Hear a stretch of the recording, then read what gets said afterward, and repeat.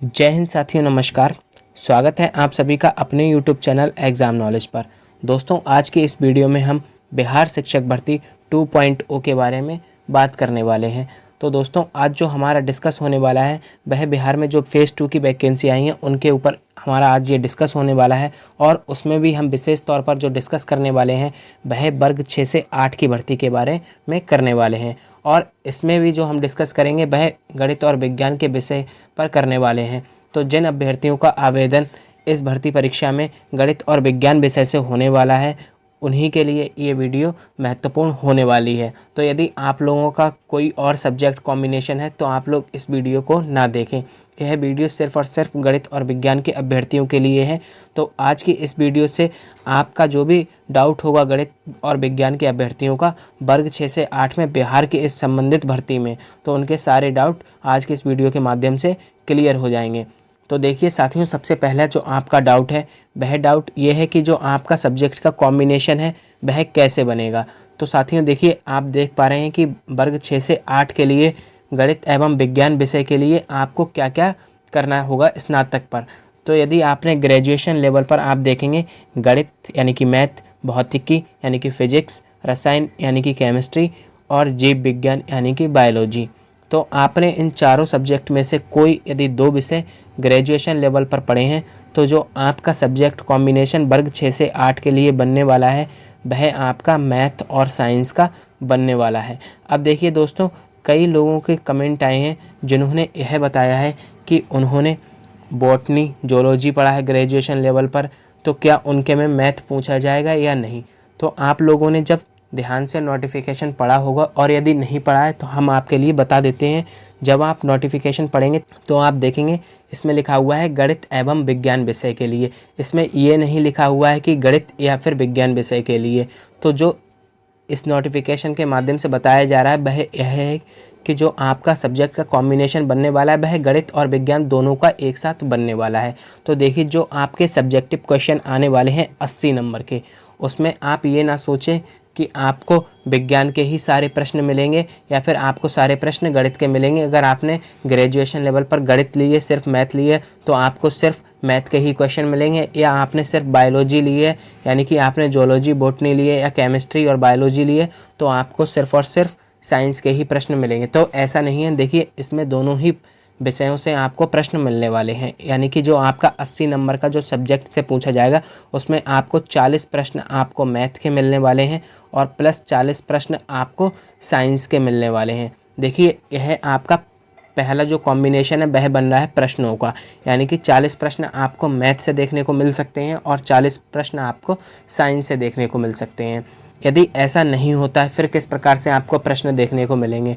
तो देखिए, जो आपका सब्जेक्ट का जो प्रश्न आपके 80 नंबर से पूछे जाएंगे इसमें आपके मैथ और साइंस दोनों से प्रश्न आने हैं, ये तो कन्फर्म है।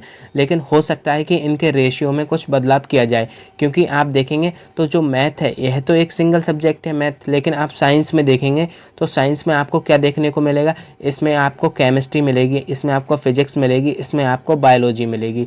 तो इसको थोड़ा सा 3 पार्ट में बांटना डिफ़िकल्ट है। इसलिए हो सकता है कि आपका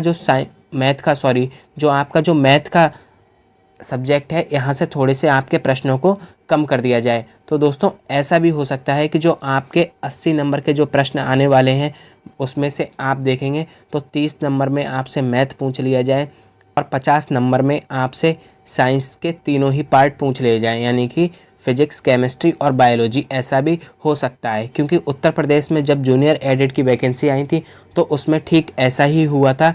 जो आपका सिलेबस दिया गया था उसमें 100 नंबर का आपका सब्जेक्ट से पूछना था, जिसमें सारे अभ्यर्थी और जो भी पहले से अनुमान लगा रहे थे वह यह अनुमान लगा रहे थे कि 100 प्रश्न जो आपके मैथ और साइंस से बनेंगे उसमें से आपके 50 प्रश्न मैथ के बनेंगे और 50 प्रश्न आपके साइंस के बनेंगे। लेकिन ऐसा नहीं हुआ। जब आपका एग्ज़ाम आया तो आपके जो 100 नंबर का पेपर था उसमें से आप देखेंगे तो लगभग 35-40 प्रश्न आपके पूछे गए थे मैथ के। बाकी आप देखेंगे कि जितना बाकी बचा हुआ है पूरा पार्ट आपका साइंस से पूछा गया था, यानी कि साइंस का रेशियो ज़्यादा था। तो हो सकता है आपके इस पेपर में भी साइंस का रेशियो थोड़ा सा ज़्यादा रहे, लेकिन आपका मैथ ज़रूर आएगा। और आप ये भी मान करके चलिएगा कि मैथ के जो आपके प्रश्न हैं वह 30 प्रश्नों से कम नहीं आने वाले हैं। मैक्सिमम आपके 40 प्रश्न आएंगे, जो कि 40-40 का रेशियो, हाफ हाफ का रेशियो हो जाएगा। और मिनिमम यदि मैथ के पूछे जाएंगे तो आप देखेंगे कि 30 प्रश्न आपसे मैथ के पूछे ही जाएंगे। तो दोस्तों यहाँ तक हो गए ये आपके डाउट कि आपको सब्जेक्ट कॉम्बिनेशन कैसे बनाना है और आपके एग्ज़ाम पैटर्न में जो मैथ और साइंस से प्रश्न बनेंगे या नहीं। अब हम बात कर लेते हैं कि आपको इस सब्जेक्ट की तैयारी कैसी करनी है, किस प्रकार से आप तैयारी करें कि आप एक अच्छा स्कोर कर पाएँ और इस भर्ती में अपना सिलेक्शन भी पक्का कर लें। तो चलिए थोड़ा सा तैयारी के बारे में भी बात कर लेते हैं।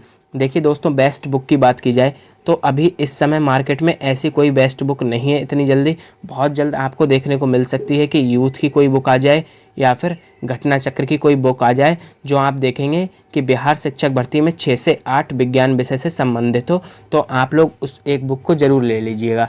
लेकिन इस बुक को लेने से पहले यदि नहीं मिलती है तो आपको क्या करना है, तो देखिए आपको दोस्तों क्या करना है, 6 से 8 तक आपको NCERT, आप देखेंगे NCERT की बुक पढ़नी है आपको। और आपके पास यदि बिहार राज्य की है तो बहुत अच्छी बात है, लेकिन यूपी वालों के पास हो सकता है बिहार राज्य की ना मिले या फिर आपको ऑनलाइन PDF मिल जाए तो आप वहाँ से भी पढ़ सकते हैं। लेकिन आपको क्या करना है, 6 से 8 तक आपको NCERT पढ़नी है और उसके बाद आपको 9th से 10th तक कि NCERT की बुक्स नहीं, आपको यहाँ से सिर्फ और सिर्फ इम्पोर्टेंट टॉपिक पढ़ने हैं जो कि 6 और 8th से कॉमन हो, आपको वही टॉपिक पढ़ने रहेंगे। लेकिन यहाँ पर आप देखेंगे कि जो 9th और 10th का होता है लेवल, ये थोड़ा सा एडवांस हो जाता है।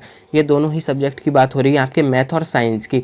अब देखिए दोस्तों, आपके पास 2 ऑप्शन है, या तो आप इनकी समरी पढ़ लीजिएगा, NCERT की जो समरी है उसको पढ़ सकते हैं, या फिर आप पूरी बुक पढ़ सकते हैं। तो देखिए आप जब पूरी बुक पढ़ेंगे तो आपको काफ़ी टाइम लगेगा और काफ़ी आपका समय वेस्ट हो जाएगा, जो कि अभी आपके पास समय नहीं है। आपकी परीक्षा 7 से 10 दिसंबर के मध्य हो जाएगी और आपके पास इस समय मात्र 20 से 25 दिन है प्रॉपर। तो इसमें आप कैसे तैयारी करेंगे, तो आप ऐसा करिएगा कि आपको यदि कहीं से समरी नोट्स मिल जाते हैं, आपको 6 से 10th तक के NCERT के समरी नोट्स यदि मिल जाएं तो आपकी तैयारी जो साइंस की होने वाली है बहुत ही ज़बरदस्त तरीके से तैयारी होने वाली है। बाकी आपको मैथ तो बहुत ही आसानी से मिल जाएगी, क्योंकि मैथ को तो आपके क्वेश्चन ही प्रैक्टिस करने हैं, तो वो तो आप बुक से डायरेक्ट भी कर सकते हैं, जो आपकी एक्सरसाइज वगैरह दी है वहाँ से आप डायरेक्ट क्वेश्चन प्रैक्टिस कर सकते हैं। लेकिन मेन है आपका साइंस का। तो देखिए यदि आपको दोस्तों साइंस या और मैथ के नोट्स चाहिए हों NCERT की समरी के, तो आप हमारे टेलीग्राम ग्रुप को ज्वाइन करिएगा। वहाँ आपको सारे नोट्स आपको समरी के माध्यम से मिल जाएंगे, जिससे कि आपको क्या होगा, बुक के पीछे नहीं पढ़ना होगा, बहुत ज़्यादा समय वेस्ट नहीं करना होगा। सारे ही नोट्स में आपको प्रॉपर तरीके से अच्छे नोट्स मिलने वाले हैं, जिसमें आपको लिखा होगा कि आपको क्या क्या पढ़ना है क्या नहीं, जो मेन टॉपिक है जहाँ से प्रश्न बनने की संभावना है, सीधे सीधे आपको वही पॉइंट उसमें दिए गए हैं और काफ़ी सरल भाषा में आप पढ़ेंगे, आपको मज़ा भी आ जाएगा। तो आप टेलीग्राम ग्रुप को ज्वाइन करिएगा, आपको वहाँ से सारे नोट्स अवेलेबल हो जाएंगे। और दोस्तों यदि आपको यह जानकारी पसंद आई हो और आपकी हेल्प हो तो प्लीज़ चैनल को सब्सक्राइब करिएगा और वीडियो को लाइक और शेयर भी कर दीजिएगा।